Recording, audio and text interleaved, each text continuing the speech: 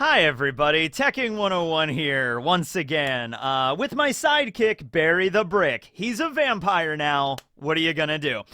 Alright, I should start off by saying that I will not be discussing spoilers for the next One Piece chapter in this video, alright? We're not going to be talking about spoilers for chapter 1129. We'll hold off on that until the chapter review, and then I'll discuss the spoilers then. If you would like to hear about the spoilers in the upcoming chapter, you go check out Reddit, or you go check out Sai's channel. Up here, there's a few other YouTubers that talk about the spoilers, like, before they actually are dropped. So we'll talk about it then, but just keep that in mind in, like, the comments down below, okay? So, yeah. We'll tackle that when we tackle that. All right. In this video, for no reason whatsoever, we're gonna not focus on the Straw Hats that are on their Legoland adventure right now, being chased after by an angry sun god, whoever the hell that turns out to be.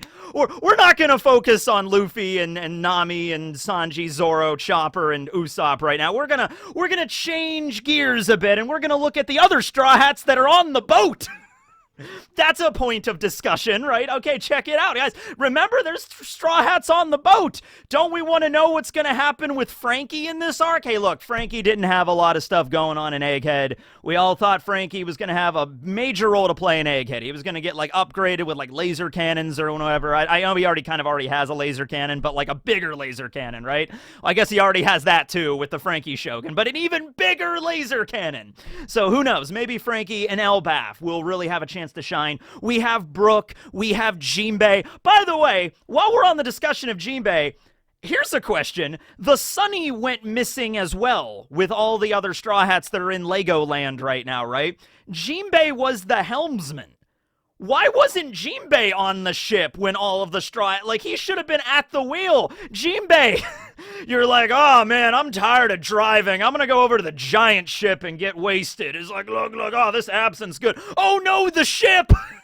Just like, so yeah, Jinbei was on the giant ship. He's not with the Straw Hats that were on the Sunny right now, and the Sunny is missing, right? Okay, so we got also Robin, okay, and that's going to be the main focus of today's video, as you can clearly see here, because we're going to be tackling the idea that Robin, well, not just the idea. I mean, it's set up, it's established. This is going to happen, okay? I have future sight hockey now, so Robin is going to meet Saul. Whoa, that's crazy.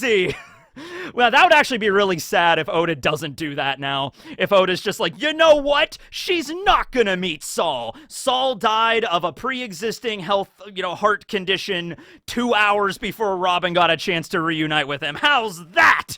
How's that, Tekking? Just like, oh, that's sad. That's really, really sad. But no, okay. So, yeah, Robin is going to reunite with Saul. We're going to discuss this. The other characters, though, that are on the giant ship, the great Eirik, that are, very, flustered and just confused about the, disappearance of the Sunny and everybody else. So we also have Kuma and Bonnie. They are also along with the Straw Hats for this adventure. I still do not think they are going to join the crew or anything like that. I think Bonnie and Kuma are probably going to hang out on Elbaf and not journey any further with the Straw Hats. Really just give Bonnie and Kuma, like, the happiest ending they could possibly have in all the horrible situations that have occurred to them. It'd be nice just to have that, you know what I mean? But then we also have Lilith. Lilith, the aspect of Vegapunk's evil, or mischief, I guess, also that's on the Great Eirik. Then we have all the giants. We got Dory, we got Bragi, we got Oimo, we got Kashi, we got a few other giants that were name-dropped during Egghead, like Bjorn and Sig, so we got those guys, but that's all we know right now, okay? So, the Giants and the Straw Hats that are on the Great Eirik, they were very upset, and they were like, oh, we can't go to Elbaf like this, so the idea is they might not even go on ahead. They might stop and actually, like, realize, okay, we cannot go to Elbaf until we find out where the other Straw Hats are, which could lead to a rescue operation, and that's definitely an option. The idea that in order, I mean, like, the Straw Hats in the situation they're in right now, I feel like they don't really need, like, a rescue operation. Like, Luffy Luffy's there, Sanji's there, Zoro's there. So they're probably very capable of getting out of that situation on their own, right? But obviously, the other Straw Hats are going to be, well, here's the thing. You might want to assume that the rest of the Straw Hats are going to be really concerned about this, but they're the Straw Hats. They kind of get separated all the time. In fact, coincidentally, this always seems to happen right at the beginning of a story arc. I wonder why that is. I wonder why Oda, the architect and designer of this world, always decides to split the Straw Hats up in different groups whenever they first arrive at an island. I wonder if it's maybe so that you could have multiple storylines going at once, or you don't group all the Straw Hats up so they solve the problem too quickly. It couldn't be any of that stuff. No. So, I mean, honestly, like, they might look around for, like, Luffy and everybody a little bit, but if it's just open ocean and they have no idea what happened to them, they might be like, Robin might, the logical one might be like, you know what, I think it might be smart to just go to Elbaf and dock there, and then get our bearings, and then maybe ask around on, like, a port town in Elbaf to see what happened to them, because we're not finding anything out here in the open ocean, right? Robin even immediately sprang in with, like, they might have gotten devoured by a giant fish, and so Frankie's like, hey, don't even joke about that. There are giant fish out there. They could have gotten eaten by one, right? But we all know, like, the Straw Hats are strong, and all of the Straw Hats know how strong they are, so I don't think Jinbei, Brook, Frankie, and Robin are, like, supremely concerned that they're like Usopp is dead or something like that, right? That's just like, nah. Luffy's with them, Sanji, Zoro, they'll be fine, you know what I mean? They're concerned, they're family and everything like that, but they're not probably super concerned, like, oh my god, we gotta find them right now or they could die, that's, Straw Hats are kind of, they believe in each other's strength, they know, the power level and everything like that. Luffy has Gear 5th, so I'm sure they're not going to be freaking out that much about it, right?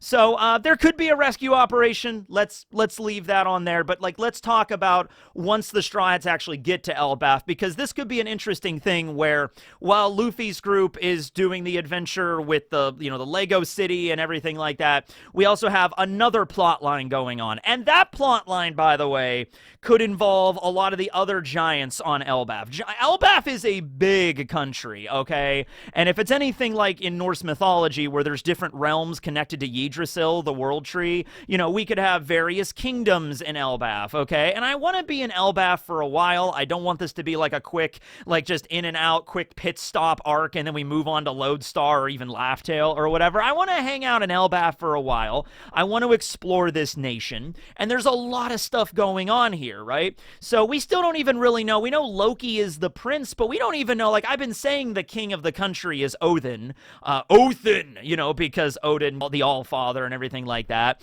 There's probably a character named Thor somewhere out there, but we don't know that for sure, okay? So, Frankie, I'll just say Frankie's group or Robin's group, okay? Because they take precedence over the other Straw Hats, okay? It's Frankie and Robin's group. It's Frobin's group, okay? The Frobin group is going to land in Elbaf proper, and, they might run into the King of the Giants. He might just be hanging out there. He's just like, oh, I went out for a respite. Oh, hello there, Dory and Broggy. Keep in mind also, Dory and Broggy are kind of, like, famous right now. They're like celebrities on Elbaf, okay? Because, they fought for 100 years, like a duel that has lasted longer than probably any other duel in all of the history of Elbaf, right? To the point where people were even confused of, like, oh, are Dory and Broggy real, or are they just mythical figures? Now, they went back to Elbaf to get fresh weapons, so they know they're there. But returning, I imagine, like, they would also be like, oh, by the way, yeah, Dory and Broggy left to go to Egghead, so their story was, we're gonna go pick up Luffy, who's also our sun god. Yeah, the sun god Nika has been reincarnated in Straw Hat Luffy. We're gonna go pick him up and then bring him back to the island. Ooh, maybe that's the reason why Dory and Broggy were like, we can't return to Elbaf like this. Maybe it's because they told everybody, we're gonna bring back the sun god, so giant, like, celebration, like a parade going on, like all the giants from the nation gather together, they're throwing flowers and just be like, woo, we love you, sun god, I worship you, just, I say my prayers to you every night, woo, sun god, like, and then it's this big triumphant thing, and then, like, there's a band playing, like, and everybody's playing, and then Dory and Broggy walk out, and they're just like, oh man, this is bad. We don't have Luffy with us. We don't have the Sun God. I hope the plan works. And then it cuts to Brook dressed up like the Sun God, like, yo, I don't know if this is gonna work. Why was I chosen for this? It's just like, well, whatever. Yes, greetings, everyone. Hello, fellow giants of Elbaf. Well, we promised you the second coming of our sun deity. Here he is. And then Brook walks out like, you know what? Brook might actually be able to pull that off, though. Brook, out of all of them, I think would be able to pull it off. Okay, so at this point, I'm going to stop the video and bring up the obvious thing that I'm sure a lot of people are already commenting down below. That, like, let's say that is the reason, like, they promised the Sun God and everybody's waiting for the Sun God's, like, second coming. They literally have Bonnie on the ship, and Bonnie has the ability to turn into the Sun God form, like the Gear 5th form, okay? So, that, I like the idea of Brook pretending to be the Sun God, because that's just funny, like, inherently. But if that is the reason, and they needed, like, oh man, where are we gonna find another Sun God? They're so rare these days. And then Bonnie just, like, raises her hand like, yeah, I can do it. Yeah, bet, I can do it. Just like, okay, I guess. And then Bonnie turns into the Sun God, and everybody starts worshiping Bonnie. And then maybe that starts like a split between the Sun God worshippers or something. I don't know. But yeah, Bonnie going into the Sun God form is also an option. But anyway, moving on to the actual point of this video now. Robin reuniting with Saul. So I've mentioned this before, but I don't think I've given enough weight to how much of a big deal this is. I mean, go back and watch the scene. I believe it's in episode 1097 with Shaka explaining the whole backstory with Vegapunk visiting Ohara and then collecting all of the books and the giants and mentioning, oh yes, there was a mysterious giant covered in bandages. And Robin, without even really, like, she doesn't even know yet who it is. She begins to just weep, like openly weep, okay? And she's like, that giant, his name was Saul, wasn't it? And if she, you know, she could have had all of her hopes and, like, her dreams, like, oh, maybe he's still alive, maybe he's still out there somewhere. She could have had all of that dashed into oblivion right there, because Shaka could have been like, what, Saul? No, his name was Thorfinn. I don't know where you're getting Saul. And Robin could be like, oh, I thought my friend was still alive. Oh, I guess, okay. That would have really sucked too. But no, it was Saul. And all of the Straw Hats have had somebody very close to them, whether it be like a blood-related family member or just like their nakama, someone they cared for, like an adoptive family member, die in their lives. All right? Now, not all of these characters are going to turn out to be alive, and that's the good thing about One Piece. I'm actually happy about that. I am happy that Usopp's mom is dead and is never coming back. No, I'm just like, look, this is a big part of the Straw Hats' characters and what led them to be where they're at right now and what drives them and everything like that. You know, they've had a lot of tragedy in their past. So the idea that, like, you know, they're all going to come back at one point, like, oh, it turns out Belmir is still alive, like that, no, there's no way that's happening, but not all of them have to be dead. We had that with Sabo. Luffy thought Sabo was dead, and then he turned out to still be alive, and that was a very heartwarming, you know, wholesome moment. Unfortunately, Luffy also had to lose a brother there, so Oda was kind of like, all right, Luffy, tell you what, I'll have Sabo still be alive. I'll make him a revolutionary or some shit. But we gotta take out Ace in order to balance this out. Luffy can't have both of his brothers. You know what I mean? He's gotta lose one of them, and I'll balance it out. There you go. But in the case with the other Straw Hats, like Zoro had Kuina, Nami had Belmir, her mom, although she is just in the dungeon. Kind of weird they didn't free her in the dungeons at Kokoyashi. Maybe Arlong moved her to another dungeon somewhere. I don't know. Your princess is in another castle type situation. I don't know. Usopp had his mom, Banchina, also his dad, Yasop, who passed away. Oh, wait, no, sorry. He didn't pass away. He's just a shit father, right? Sorry, I forget about that sometimes. You know, Sanji had his mom, Sola, or Sora. Chopper had Hirula. Frankie had Tom. If Tom is the other person that turns out to still be alive, because we didn't actually see Tom die. That's the thing. He got carried away by the sea train. Tom is most likely dead, but it would have been interesting, like, if he shows back up again, maybe, I don't know. Brooke had Yorkie, his former captain, and Jinbei had Fisher Tiger. Okay, so not all of these characters are going to be coming back, and even in the case with Robin, you also had Olvia, her mom, and Olvia is well and truly dead as well. She is not coming back. So, however, though, I could see, we had Luffy and Sabo. I could possibly see Tom maybe not being dead. There's also theories that Yorkie might still be alive. He would probably be close to like 90 years old if he didn't die from that illness. But maybe, Fisher Tiger definitely dead. Hiralook. Oh, Hiralook is double dead. Hiralook is about as dead as you can be in this world, okay? Yeah, and then Banchina and Sola just got, like, mother disease and died from that, unfortunately. And then Kuina fell down the stairs while being defeated by a rival swordsman or something like that, right? Okay. So, this is a very big deal. Okay, I would argue this is even a bigger deal than Luffy being reunited with Sabo, okay? Think about the struggles that Robin has had to incur throughout her entire life, okay? First of all, her life living on Ohara wasn't even that good. That was the best part of her life before she met the Straw Hats, and even that was kind of shit. It was basically like Cinderella being raised by her evil stepsisters, okay? Because Robin's mom, Olvia, leaves when Robin is like 2 to go travel the world and research poneglyphs. Her dad is dead. We don't know who her dad is at this point. It was kind of mentioned offhandedly that, oh yeah, Olvia, your ex-husband, because he's dead in the ground, so I guess he would be an ex-husband. Your husband was an archaeologist, and he passed away, and now you're carrying on his legacy. And even the other archaeologists were like, hey, Olvia, you don't need to do this. We'll carry on your husband's wish. Maybe you should stay and be a mom to your daughter. And Olvia's like, no, I gotta do this, okay? So she was raised by her, like, wicked aunt and uncle that were very mean to her and made her do all the household chores, and she had a cousin that was also kind of, just like, yes, Robin, clean all of my stuff in my room before we get back, and Robin, so that was her life. All of the kids in the village threw, like, tomatoes and trash at her because she was the devil child. Ooh, she could spring arms up out of a tree. Okay, granted that would be a bit creepy, but come on now, that's just unfair. You don't want to treat Robin like that. Especially since she could easily, Robin could easily have killed, like, all of the children that made fun of her growing up. Like, it wouldn't have been difficult for, her to just, like, push them off a cliff or something. So, it was like the kids of Ohara. It's like, what are you doing making fun of the person that could quite literally kill you? So, anyway, but that was her life. And then the one thing that she really had was going into the Tree of Knowledge, and then Clover was there with all the archaeologists. They actually treated her like family.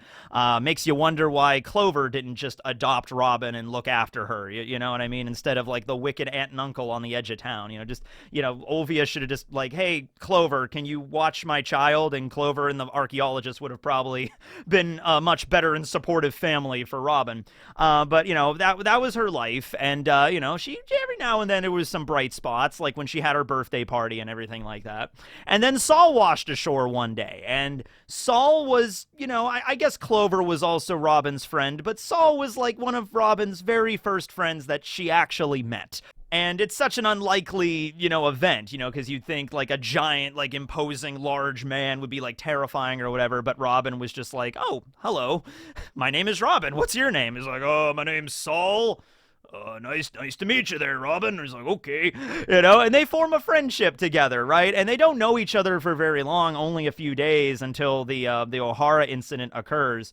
But it's immortalized in the last lines that Saul speaks to Robin. He's like, nobody in this world was born to be alone. You're gonna find somebody out there. It might be rough for a while, but don't worry, Robin, you'll be okay. Dude, that moment is so heart-wrenching because it's basically like you'd feel like Saul wants to have a more, like, like a discussion about this with Robin under better circumstances with like, listen, Robin, there's a lot of horrible things in the world with the world government, and the people at O'Hara really didn't do anything wrong. They're not evil, but the government is like, so there's a lot of stuff to unpack, like the geopolitical status of the world and why it's illegal to, study poneglyphs, and why all of her friends and her island and her mom had to die, you know what I mean? Like, but Saul like is trying to get Robin out of there, so he doesn't have time to like properly explain all of this. So he's just basically shouting over tears, like, Robin, listen, I gotta be honest with you, the next few years of your life are gonna suck, okay? Like, it's gonna be really bad. But listen, you gotta fight, you gotta make it through, you just can't give up, steel yourself and get through, and I guarantee you someday you will meet people that love you and treat you like family. You gotta make it to that point, right? Okay? And Robin is just like, she's upset too because her mom is dead, and she's like, what? I don't understand, huh? And so Saul is trying his best because he knows he's not going to be able to be there to help Robin. Like, he's not going to get off this island. Okay, he's aware of that, right? Kuzan catches him, begins to freeze Saul, and the last thing he can think to do is just let out his big hearty laugh of like, and then thankfully Kuzan has a soul and helps Robin escape. I mean, helps her in the sense of like, look, here's a boat, you can get away this way. One of my closest friends basically gave his life so you could get away. I'm not so heartless like a Kainu that I'm just going to kill you right here, but I'm not helping you anymore beyond this, and if I ever run into you again, I'm going to bring you into the Marines. That's just how this is going to go, right? And that kicked off, how old was, Robin was 8 when that happened, so, yeah, that kicked off about 20 years of just bullshit, of 20 years of betrayal and just running from, like, pretty much everybody, running from the government, running from the Marines, joining pirate crews, and then the pirate crews turn on her, joining eventually Baroque Works, and then that doesn't work out. Crocodile tries to kill her before finally running into the Straw Hats, right? Now, she didn't trust the Straw Hats at first, but after time passes and she begins to learn, especially, of course, after Enni's Lobby, she's like, no, this is her family. These are the people that Saul was talking about the whole time, okay? And so that is something that's like, she is now, like, she has a family, and she loves the Straw Hats and everything like that, right? Okay, so that's a big deal, but then also Saul. It's kind of like, oh, I met the family. Like, I think more than anything, Robin just wants to, like, show Saul that she did find her nakama, that she did find the place she belongs in the world. And I think that more than anything would be the most beautiful scene of this reunion, okay? Obviously, the moment where Robin walks into like the library room and then Saul is there, or because we saw Saul all bandaged up after O'Hara, but we've seen him since then during Egghead listening to Vegapunk's message, and he doesn't seem to have any severe injuries anymore. I mean, he doesn't have any scars or really anything on his body. I was thinking maybe his face was all messed up, and maybe it is. Maybe he has a scar on his face or something, but honestly, he might look perfectly fine compared to where he was, because we don't see him all banged up. It's not like he's missing an arm or something like that, right? So Robin's going to reunite with Saul, and they're both going to start crying, and, he's going to be laughing. And, oh, maybe Robin will laugh too, but with his laugh, so Saul will be like, Dara she, Robin, and Robin's like, Dara she. And I was like, oh, dude. Oh, that would be, I would probably cry if I saw that, if I read that in the manga, like that, the moment where they were both like laughing when Robin was a little kid, and there is she, like if they repeated that again, but like happy tears instead of sad tears. Oh God. Yeah, that would hit hard. So there's that moment, but then there's the moment where Robin will be like, this is my family, Saul. And Saul would be like, oh, it all worked out at the end of the day, right? Also, the idea that, dude, I bet one of the few things that was driving Saul, because we do not know the whole situation of how Saul survived. He was frozen by Kuzan. I'm assuming Kuzan clearly did not freeze him to the core. He froze his body, and then the explosions were happening. So maybe one of the explosions of the Buster Call or the fire or something freed Saul. Oh, dude, wouldn't it be Wouldn't it be great? I can't remember if it was, I think this was the last thing to happen that the Tree of Knowledge fell. I think Saul was frozen first, and then the Tree of Knowledge fell after that. Wouldn't it be so serendipitous? It would be so poetic if the Tree of Knowledge fell just barely, like the tree did not fall on Saul. Like Saul's right here, and then it just crashed down right next to Saul. And then the flames that were, covering the Tree of Knowledge were the flames that got close enough to Saul to melt the ice so he could finally, and he broke free. So the Tree of Knowledge, the tree that has stood for like 5 millennia, like 5,000 years. It is like the longest surviving thing in all of One Piece, right? That was the artifact. That was the thing, even in its darkest moment, that allowed Saul to live, okay? And so he escaped. He was still severely burned and everything like that. So he got away. He got back to Elbaf. He, ordered the rest of the giants, which would have been Hyruden, Goldberg, and Girth. By the way, with Girth's name, I've heard it might be also like Yurth. There might be more of a Y sound if you're trying to refer to her name in like Norse, so let me know about that. Anybody that speaks fluent Norse, if it might be more like, because I was looking at her name and it was like Gerd, and then like, is it Girth? And then there's others that are Yerd, so I'm just, trying to figure that out.